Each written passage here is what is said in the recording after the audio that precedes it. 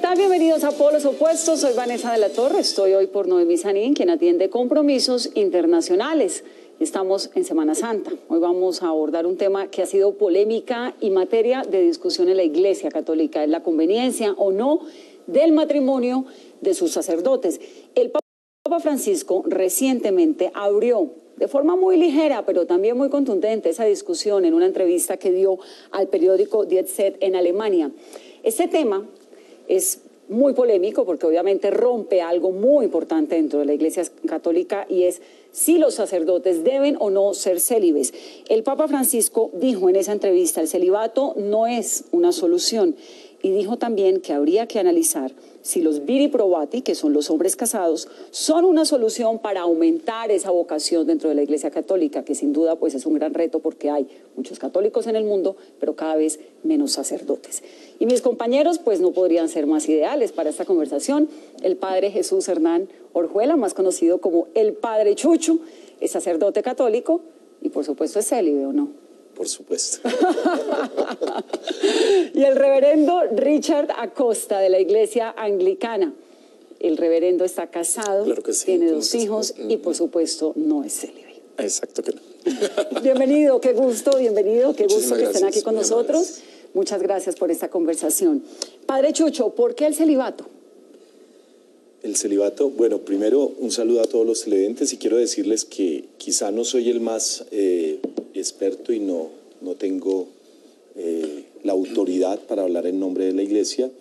Les agradezco por haberme invitado. El celibato es una opción, es una decisión. Lo digo desde ya. Si el Papa Francisco en este momento, si el Papa Francisco dijera, todos los sacerdotes se pueden casar y se quieren casar, de pronto alguien diría, Padre Chucho, todavía aguanta, hágale, rápido, antes de que... No, el celibato es una decisión personal. Yo creo, esto es de fe, yo creo que detrás de la decisión hay una fe. Yo creo en el Señor, yo creo que Jesús me mostró, y por eso soy sacerdote, Jesús me mostró que vale la pena vivir para Dios, que Dios no nos defrauda, que Él estuvo siempre sostenido por un padre que lo acompañó, y por eso soy sacerdote, para decirle a mi hermano que es casado, para decirle a mis hermanas que son casadas, a los que son casados, que vale la pena casarse, que vale la pena amar los hijos, que vale la pena amar una esposa, porque hay un amor que nos espera a todos al final de la vida. Y yo estoy aquí y la decisión que tomé fue por mi vida. Me la jugué por mi vida. En el caso suyo particular, entonces, no es porque sea una orden de Dios, digamos, porque la Iglesia Católica se lo dice. No es porque yo no crea en el matrimonio, no es porque no me quiera casar, porque mi deseo era casarme. Yo terminé de cura por una pregunta de una monja, pero cuando la monjita me preguntó, ¿usted no le gustaría ser sacerdote? Yo pensaba por dentro como joven, esta monja no tendrá otra pregunta, porque yo sí me quiero casar, y mi mamá estaba al lado. Yo me quiero casar, yo siempre lo quería, y decía... y le dije yo, ¿cómo le digo a la monjita que no? Sí, hermana. Y cuando la hermana me dice, sí, y mi mamá, sí, ¿y por qué no nos habías dicho? Entonces, no sabía.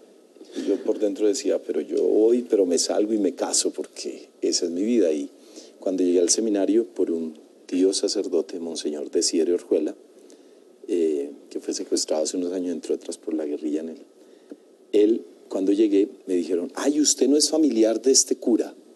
Entonces no me hicieron examen de admisión, los exámenes que hacen, quizá no me hubieran recibido, pero me dejaron pasar así facilito. Y Dios, me enamoré de Dios y me dejé seducir. En el país, si esto no es palabra de... En el país donde están las mujeres más hermosas, es Colombia.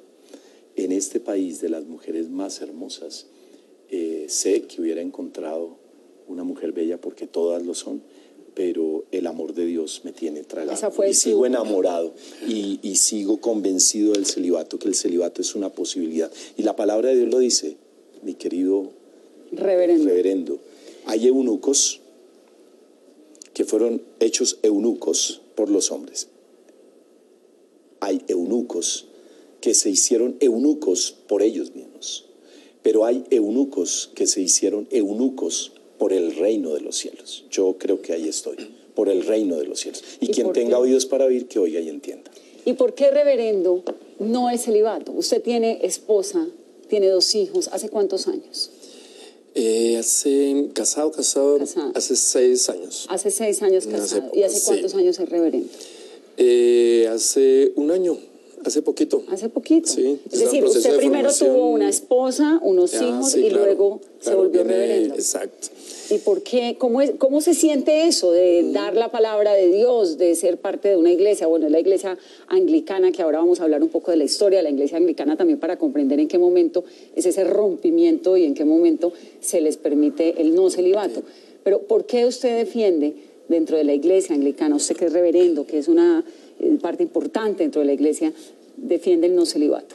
Bueno, porque no riñe lo uno con lo otro. Es decir, el tema del celibato es una construcción histórica que tiene alguna fundamentación bíblica, como bien lo ha dicho el Padre Jesús, Padre Chucho. Padre Chucho. Me suena un poco confianzudo, pero bien. El Padre Chucho. Tiene algún fundamento bíblico, como el caso de Jesús, eunucos por el reino. Incluso Pablo también en una de sus cartas dice, pues bueno, el que sea célibe, muy bien. O sea, como que es algo mejor. Pero el que no pueda con el celibato, cásese. Mejor casarse que abrazarse, llenarse de brasas. Entonces hay algunos fundamentos bíblicos. Sin embargo, no riñe lo uno con lo otro. La iglesia, y no voy a hablar de ninguna denominación especial, la iglesia, antes de la Reforma, la iglesia nace, se gesta y se desarrolla con sacerdotes casados. O sea, si vamos a hablar, por ejemplo, del que denominan en la Iglesia Católica Romana el primer Papa, Pedro. Jesús curó a la suegra de Pedro. ¿Qué quiere decir esto? Que Pedro, pues que Pedro era casado. Entonces tenemos que el primer Papa es casado, pero tenemos que también los apóstoles eran casados. Y tenemos suficiente evidencia de que el cristianismo nace con sacerdotes casados. Pablo, en un par de sus cartas, en una dirigida a Timoteo y en otra a Tito, en la de Timoteo habla del perfil del obispo y en la de Tito habla del perfil del presbítero. En ambos casos dice que debe ser un hombre fiel a su esposa, un padre ejemplar. Entonces, no hay ningún fundamento de peso que diga que debe ser soltero. Muy bien lo ha dicho el Padre Chucho, es una opción. La simbología, ¿no? Digamos, desde el siglo XII más o menos comienza el celibato a hacerse importante. Y es la simbología de que el espíritu es más poderoso que las pasiones del cuerpo. Incluso desde mucho antes, más o menos en el año, o sea, que empieza a coger fuerza el tema del celibato más o menos por el año 300. En la península ibérica, lo que se llamaba Hispania, se celebra un concilio de Elvira. Y ahí es donde surge el tema de, bueno, el que quiera ser sacerdote que sea soltero. Incluso también se instituye el carisma de las vírgenes. Pero es en Hispania solamente. Eso lo llevan al concilio de Nicea, al primer gran concilio en el 325. Y llevan la moción. Y lo discuten cuando todavía la iglesia no se ha dividido en ninguna forma, no están todos los ortodoxos y los occidentales, sino, y no acogen la moción. Dicen, no, el que quiera tener su esposa, pues cásese, que tiene que tener hijos. Y lo que sí aprobaron fue, a partir del 325, fue más bien el que ingrese soltero, se queda solterito, es decir, va a conservar su estado a partir del 325. Si usted se ordenó casado, sigue casado, pero si se ordenó soltero, siga soltero. Entonces realmente no, yo creo que más bien hay fundamentos bíblicos, históricos, pastorales, morales, para que no se sea célibe. Pero venga, no, yo estoy de acuerdo con el Padre Chucho, es una opción. O sea, el que quiera hacerlo, séalo. Incluso tiene toda la razón, el hecho de ser soltero posiblemente libere más para que el 100% de sus energías y el 100% de su amor esté dedicado, y de su atención esté dedicada. Quisiera preguntarle al reverendo Richard, ahora, cuando se va a sus celebraciones, en mi caso, que a veces tengo que llegar 12, 1, 2 de la mañana, visitando los enfermos, llegando a las clínicas, que es mucho más fácil a veces en las noches entrar a los cuidados intensivos cuando ya no están los familiares. ¿cómo hacer? Yo no entiendo a su señora esposa. Yo le quiero preguntar, porque yo no sé si puedo hacerlo. Pero entonces vamos a hacer una pausa muy corta para comerciales y el reverendo Richard se contestan mutuamente las preguntas. Volvemos a ver.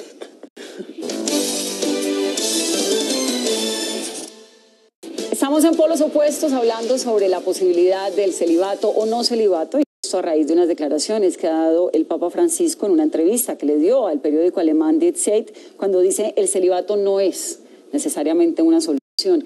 Hay un estudio reciente de la Universidad de Georgetown en Estados Unidos que dice lo siguiente, padre. En el mundo, los católicos crecieron un 64% entre 1975 y el 2008, 64%, es decir, más del doble. Y llegaron a 1.000 millones de católicos. Pero ese mismo estudio demuestra que hay cerca de 400.000 sacerdotes en el mundo y ese número se estancó desde hace 40 años. Es decir, en los últimos 40 años se casi duplica el número de católicos, pero no el número de sacerdotes. ¿Tendrá eso algo que ver con el celibato? Yo pienso que es la crisis del hombre. Para mí es la crisis del hombre y de la familia. Digo algo, por ejemplo, en Europa, que dicen, pero ¿por qué Europa cada vez más atea? ¿Por los curas? ¿Porque son célibes o porque no lo son?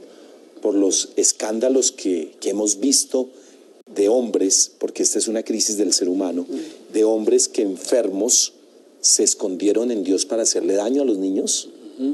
Y porque la Iglesia Católica en múltiples ocasiones, en vez de sacar a estos sacerdotes pederastas, lo que hizo fue removerlos y esconderlo durante mucho tiempo. El Papa Francisco, que ha sido muy contundente, ¿no? Yo también, yo como sacerdote, poner de frente la cosa, pero que la ley tiene que ser, esto es un delito, golpear a un niño, pero la ley tiene que ser mucho más fuerte en quien se esconde en Dios para hacerle daño a un niño. Que Dios me perdone, porque aquí me falta quizá misericordia, pero eso sí no lo puedo ver. Pero, volviendo al tema, ¿por qué los ateos? ¿Por qué no se creen en Dios? ¿Por estos curas? No, porque también hay papás que abusaban de sus niños, o hay tíos. Esto es una crisis del ser humano. Entonces, ¿por qué hay ateos? Por la guerra. Por la guerra, por las guerras mundiales. Porque es una lucha, ¿dónde está Dios? Si está Dios, ¿qué hicimos nosotros en la modernidad cuando la razón pura era la que tenía, era la mamá de la casa? ¿Qué pasó con la razón que ha hecho bombas que vamos destruyendo? Entonces vienen apareciendo unas crisis por la carrera armamentista, crisis por la violencia, crisis por la pobreza en el tercer mundo, pero aparece esa crisis que es la del hombre. Creo que la gran crisis no es de los curas, es del hombre. Del hombre, pienso yo que es del hombre. Está en crisis la familia también. Sí. Hoy encontramos que, no sé cómo era antes, pero a mí me duele ver niños, un caso de un niño que lo conocimos aquí en Colombia, que de un tercer piso de su colegio de 7 añitos se echa la bendición y se lanza, quitándose la vida porque piensa que quizá les ha escuchado. Quitarse la vida es la solución a los problemas. Entonces, a mí sí me preocupa la crisis que se está viviendo hoy en el ser humano. Ahora que me pide la iglesia ser exorcista, que pensaban que exorcista es sacar demonios, estoy viendo el dolor que hay, la tristeza que hay en tantas almas, personas que quieren acabar con su vida. Pero a mí me preocupa todo esto porque en el fondo, ¿cómo podemos sacar de allí, de esa crisis de familia, todo este problema que hay detrás? No me voy a discutir aquí con lo de la ideología de género, pero ¿cómo podemos sacar un cura? Ni un cura, ni un buen papá, ni... ¿cómo? Pero no será más bien, Padre Chucho, que por ahí la Iglesia Católica se está quedando un poco, se quedó como atascada en el tiempo y no fue capaz de meterse como en esas necesidades del mundo de hoy también. Necesitamos, como el Papa Francisco, ellas el tema del celibato. Sí, necesitamos y tenemos un reto grande, no solo nosotros, todos. Yo diría que hasta los que están en confesiones, como los evangélicos, los cristianos, así como vemos aquí que hay diálogos para la guerrilla, con los que no son guerrilleros. Yo pienso que también los que somos católicos nos tenemos que unir, tenemos que buscar ese camino y decirle a los que confesamos a Cristo, venga, ya paremos de golpearnos. Ahora, y luchemos todos por ese ser humano. Usted le había hecho una pregunta al reverendo Richard. Ay, sí, yo tengo mucha curiosidad. Acerca de los tiempos. Sabes que a veces me lo he imaginado. Bueno, pero yo me he imaginado cómo sería yo casado. Sí. Entonces yo me imagino mis niños. Papi, sí, hijo. Papi, ¿tienes cita hoy con la rectora del colegio porque me porté mal? Ay, no, van a decir el hijo del cura. El hijo del cura está tratando mal, le pegó a una niña, ¿qué hizo? ¿Qué sé yo? Y que me llamen. Pero lo complicado es que a esa hora tengo la misa y no puedo ir a cumplir. Y como los periodistas, sí. Padre, haga de cuenta, no, que es que tengo programa, pero tengo que ir al colegio. Reverendo, ¿usted cómo hace? Son dudas que yo digo, ¿cómo sería una esposa que yo estuviera casado? Yo le llego a las 2 de la mañana. Y dolores regañando porque no llegó. Yo llego a las 2 de la mañana, llego de una celebración y, hola, amor, estaba viendo enfermo. Sí, no me digas. ¿Y cómo se llamaba la enfermita? Nosotros las señoras les queremos a los señores. A la que mire, padre, ¿cómo lo maneja? Tiene toda la razón, pero hay solución. Muy bien cuando dice, es que el que es célibe, pues tiene el 100% del tiempo para dedicarlo a la iglesia, todo el domingo, todo el sábado, toda la semana. Pero es que en la iglesia donde hay clérigos casados, que no es solamente la anglicana, es la luterana y prácticamente todas las reformadas. ¿Por qué? Pues como les decía, porque prácticamente más de la mitad de la historia de la iglesia, incluso romana, fue con sacerdotes casados. ¿Qué pasa? Que es que en la iglesia romana está muy centralizado en la persona del sacerdote, del presbítero, está muy centralizado. Entonces es que él es el que gobierna, el que administra, el que visita a los enfermos. La iglesia anglicana y otras iglesias de la Reforma son muy democráticas, son muy participativas. El papel del laico es supremamente importante. Entonces no se descarga todo en el presbítero. Entonces, una es el apoyo de la misma iglesia. ¿Sí? Presbíteros, diáconos, ministros laicos, todos participan y todos nos colaboramos. Y la otra es que, claro, la familia es consciente de con quién está casado, de quién es su papá. Entonces tiene la conciencia y apoya, y es fundamental el apoyo de la familia, es fundamental la comprensión. También nosotros nos colaboramos entre nosotros, ¿sí? Y podemos tener también, generamos los espacios para compartir en familia, incluso para trabajar, porque nosotros la mayoría somos autosostenidos, o sea, nos sostenemos de nuestros trabajos. ¿Cómo fue? Entonces tenemos que trabajar, tenemos la familia, tenemos la iglesia, entonces claro, hay mucha responsabilidad. Usted como reverendo no vive de ser reverendo. No. ¿Tiene otro oficio? No, yo soy docente. Yo soy docente en el Instituto Técnico Central, un colegio de bachillerato, y en la Universidad de La Salle. Entonces yo soy docente y yo creo que más del 80% vivimos de nuestro sueldo. Bien, además que sobre todo acá en Colombia, pues los ingresos de parte de feligresía pues dan es para de pronto sostenimiento de cosas pero no extras, pero no, hijos, exacto. Más no, nosotros nos sostenemos de nuestros salarios. De pronto en Estados Unidos podemos tener unos casos donde es una junta de civiles, de laicos, que administran los recursos y le tienen un sueldo al sacerdote o un auxilio. Eso sí puede suceder. Pero lo que te digo y lo que le digo, reverendo, hay un tema que, por ejemplo, se estaba tocando y fue gracias a la pregunta que le hizo, y es que, aparte de esos 400,000 que se estancó, hay una retirada grande por quienes se enamoran y se casan. Claro. Y digamos que puede haber perfectamente 100,000 sacerdotes retirados porque se casaron. Mire que el 60% de ellos estarían dispuestos a seguir celebrando. Sacerdotes. Claro. ¿Y sabe qué le digo, reverendo? Y se los digo, que como el que se casa, es que el que se casó no fue un angelito que ya el día vio la novia y desde que entró la novia, ya, esa fue. Y no volvió a ver a nadie más. Pasó la mujer más linda frente a él y él no la vio porque él solo veía. Eso es un ideal que no existe. Y hablando desde la realidad, el hecho de que seamos sacerdotes no quiere decir que ya me casé y entonces, pero ese no es el programa, ¿no? No es contar, cuéntenos sus historias, lo que usted ha vivido y lo que ha pasado. Pero sí es un camino que requiere, y la iglesia mi madre, la Iglesia Católica, nos lo ha dado, nos lo ha brindado. Y tiene que necesitar mucho esfuerzo. Acompañar. El obispo nos acompaña. Es el primero que nos acompaña. Donde está el obispo, yo digo, ahí está la iglesia. Sin el obispo, este camino no sería posible. Vamos a hacer una pausa nueva para comerciales y al volver, el padre Chucho nos va a contar cuándo fue ese momento en el que dijo, tal vez esto no es lo mío. Y el reverendo nos va a contar cuándo fue ese momento en el que dijo, voy además de ser padre de familia y esposo, voy a dedicarme también a la iglesia. Ya volvemos. Padre Chucho, ¿cuándo fue ese momento en su vida en el que usted dijo, no estoy seguro de que yo vaya a ser célibe? Yo creo que lo hubiera vivido también como esposo. Si me hubiera casado, le hubiera dicho, amor, mira, es que la vecina o la comadre, no sé cuál fue, pero mira, es muy linda. Pero se lo hubiera dicho. No sé, hay algo que me está como dicen los jóvenes ahí, moviendo el corazón. Todos lo vivimos. Yo también lo he vivido y lo viví. No como seminarista solamente, como sacerdote también. Y decidió. Pero terminé fue confesando.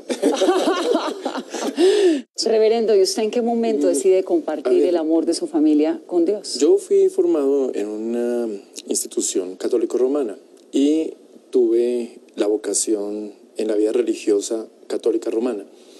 Yo hice mis estudios y definitivamente, bueno, además de otras cosas que no es el lugar ni el momento, yo decido retirarme, pero yo quiero continuar con el apostolado, quiero continuar con mi estudio, quiero continuar con la teología, con la Sagrada Escritura. Entonces, yo empiezo a establecer una relación humana, de pareja, pero yo veo que no riñe. Como empecé diciendo, no riñe lo uno con lo otro. Entonces yo continúo mis estudios, hago mi maestría, hago mi trabajo teológico y posteriormente decido también establecer una familia. Bien, entonces digamos que en ningún momento he pensado que tenga uno que excluir lo otro. Uno se puede realizar como persona, uno se puede realizar como clérigo, uno se puede realizar como padre, uno se puede realizar como esposo, sin necesidad de excluir lo uno de lo otro. Para mí, por mi formación, yo nunca le encontré que una cosa impidiera a la otra. Claro. O sea, no tiene...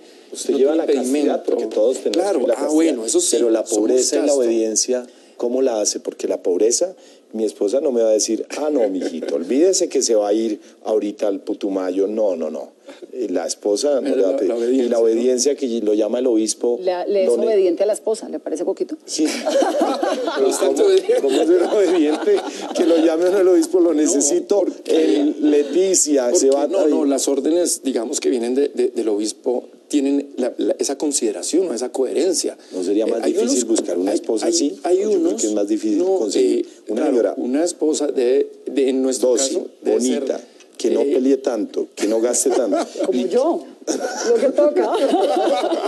Esta conversación está realmente maravillosa, nos quedaríamos toda la tarde hablando porque se nos acabó el tiempo. Okay. Pero ahí están puestos sobre la mesa los dos polos opuestos de un tema muy espinoso, muy serio además. El padre Richard, reverendo de la Iglesia Anglicana, el padre Chucho, padre de la Iglesia Católica. Gracias por permitirnos entrar en sus vidas en este programa y a ustedes gracias por permitirnos estar en sus hogares. Recuerden que pueden seguirnos a través de nuestra cuenta de Twitter, que es @poloscaracol. La próxima semana los esperamos con otro tema de actualidad. Feliz tarde.